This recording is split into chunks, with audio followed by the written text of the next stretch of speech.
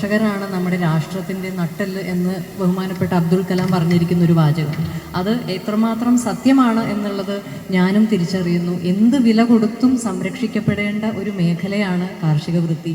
എന്ത് വില കൊടുത്തും സംരക്ഷിക്കപ്പെടേണ്ട ഒരു വിഭാഗമാണ് കർഷകർ എന്ന് പറയുന്നത്. നമുക്ക് ജീവിതത്തിലെ മറ്റെന്ത് കാര്യങ്ങൾക്കും ഒരു റീപ്ലേസ്മെൻറ്റ് അല്ലെങ്കിൽ മാറ്റിവെക്കാവുന്ന എന്തെങ്കിലും ഒരു ഓപ്ഷൻ കിട്ടും. പക്ഷേ ഈ കാർഷിക വൃത്തിക്കോ അല്ലെങ്കിൽ കാർഷിക ഉൽപ്പന്നങ്ങൾക്കോ പകരം മാറ്റിവെക്കാൻ നമ്മുടെ ജീവിതത്തിൽ, നമ്മുടെ ലോകത്ത് മറ്റൊന്നുമില്ല. അപ്പോൾ അതുകൊണ്ട് ഇത് നമ്മുടെ രാഷ്ട്രത്തിൻ്റെ, നമ്മൾ ഇന്നിപ്പോൾ ജീവിക്കുന്ന സാമൂഹിക ജീവിതത്തിൻ്റെ നട്ടെല്ലായി എന്നും നിലകൊള്ളേണ്ട ഒരു മേഖലയാണ് കാർഷിക വൃത്തി എന്ന് പറയുന്നത്.